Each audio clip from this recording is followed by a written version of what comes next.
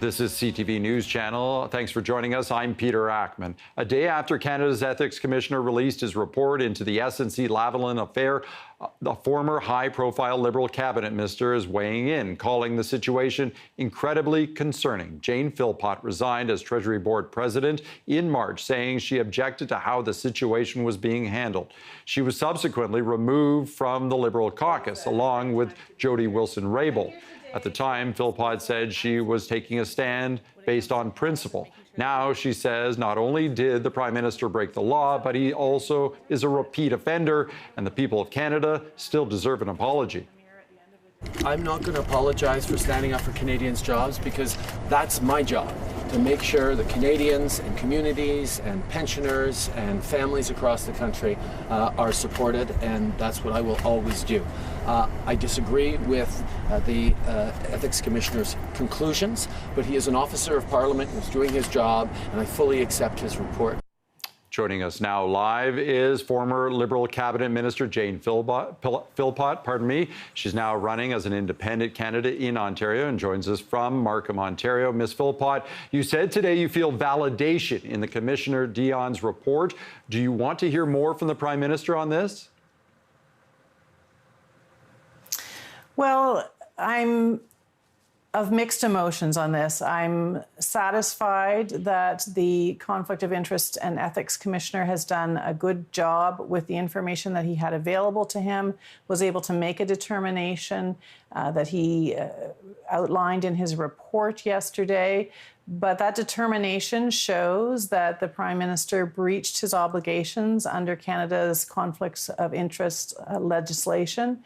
And we would like, I as a Canadian, believe that the Prime Minister should be prepared to apologize to Canadians for having breached that obligation of his.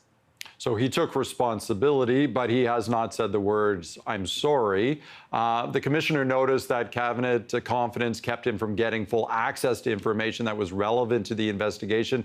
Did you participate in that investigation? Well, you will note that I am not listed in the people who provided witness to the Commissioner. He says in his report that there were additional people who were invited to provide testimony but were not able to. When the Conflict of Interest and Ethics Commissioner invites people to provide testimony, he also asks them to keep the information confidential as to whether or not they have been asked to speak to him. And so even if I were one of the 9 people, I would not be at liberty to be able to tell you that. All right. The Prime Minister's reasoning behind his interactions, he said, with the Justice Minister at the time was that he was trying to protect Canadian jobs. Is there a better way he could have done this, or the way he could do this going forward? I don't think anybody is upset that the Prime Minister wanted to protect jobs. The protection and promotion of jobs is an important part of the work of any elected official. But the parts that people are concerned about, I believe, are the things that the Conflict of Interest and Ethics Commissioner found in the report, and that, in fact, the motivations of the actions of the Prime Minister and his office had other purposes, including political gain and the benefits of a private corporation. Now, we heard yesterday from former Liberal MP Anne McClellan that who had done an investigation looking at the potential splitting of Jody Wilson-Raybould's position that she held, Justice Minister and Attorney General. She found that it should stay together. What are your views on that? Well, Ms. McClellan is an extremely highly esteemed individual and experience, and I have no doubt that she did a thorough job in her analysis of the question that was put to her. And so I'm grateful to have that report from her.